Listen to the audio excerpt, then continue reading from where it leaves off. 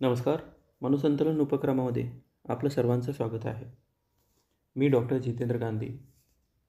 मानसिक आरोग्याच्या संदर्भात दैनंदिन जीवनामध्ये आवश्यक असणारी माहिती आपल्यापर्यंत पोहोचवत असतो.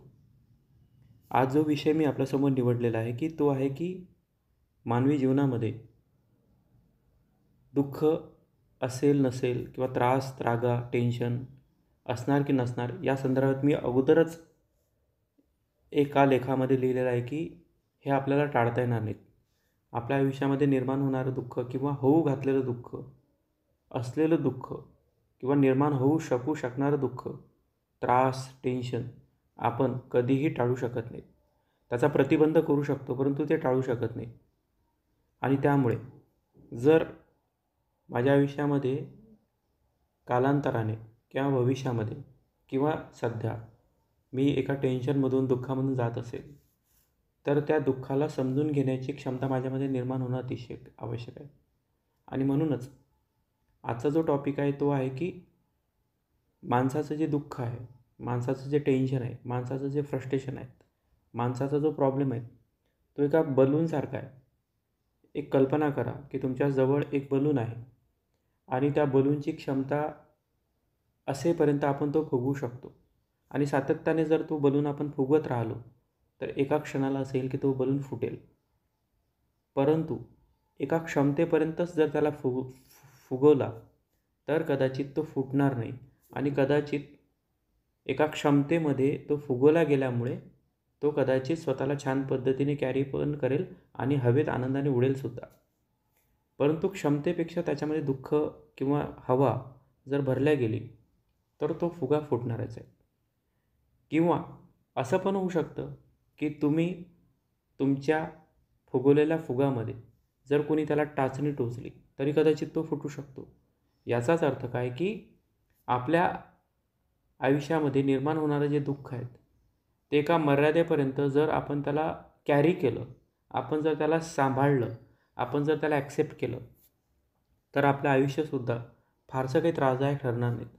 परंतु सातत्याने सकाळपासून संध्याकाळपर्यंत जर आपण आपल्या दुःखाबद्दलच विचार करीत राहिलो, आपल्या दुःखामध्येच रममाण होत राहिलो, आपण किती दुःखी, कष्टी आहोत हे स्वतःला सांगण्यासाठी व इतरांना सांगण्यासाठी जर आपण वेळ खर्च करत राहिलो तर कदाचित आपण त्या आपल्या आयुष्याच्या बलूनमध्ये दुःखाचा अतिरिक्त दाब निर्माण करीत असतो. किंवा आपल्याला उपलब्ध असलेल्या दुःखाला जर कोणी टाचणी टोचल्यासारखं काहीतरी धक्का लावला तर आपण बस्ट होतो, आपण फुटतो, आपण आपला राग अनावर होतो आणि प्रचंड रागामध्ये, प्रचंड दुःखामध्ये आपण आपलं दुःख कशा पद्धतीने त्रास सहन करतो हे दुसऱ्यांना समजून सांगण्याच्या भानगडीत पडतो. आणि त्यामुळे हा बलून आणि आपल्या आयुष्यामध्ये निर्माण असलेलं दुःख किंवा असलेलं दुःख किंवा होऊ घातलेलं दुःख याचं मला एक उदाहरण तुम्हाला द्यायचं आहे की बलूनमध्ये जितकी हवा बसते तितकंच हवा तो कॅरी करू शकतो, अदरवाईज तो फुटेल. त्याच पद्धतीने आपल्या आयुष्यामध्ये कितीही मोठ्या प्रमाणात दुःख असलं तरी आपल्या आयुष्यामध्ये झेपण्यासारखं किंवा आपल्या आयुष्यामध्ये मॅनेज करण्यासारखं दुःख आपल्या स्वतःला ते तोलून मोलून घेता आलं पाहिजे. आयुष्य खूप सारं दुःख देव बघत असेल पण माझी क्षमता ती कॅरी करण्यासारखं नसेल तर तितकं दुःख मी घेणारच नाही. एक उदाहरण घेऊ. तुम्ही बाजाराला गेले आहात आणि तुम्हाला 5 किलो उचलण्याची क्षमता आहे आणि जर तुम्ही 25 किलो धान्य विकत घेतलं तर तुम्ही ते उचलू शकणार नाही, कारण तुम्ही तर 5 किलोच्या क्षमतेचेच आहात.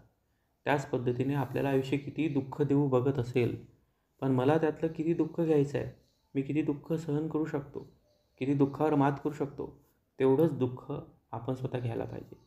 आणि म्हणून आपलं दुःख अगदी त्या बलूनसारखंच असतं की त्याच्यामध्ये कितपत हवा भरायची ते आपण ठरवायला पाहिजे.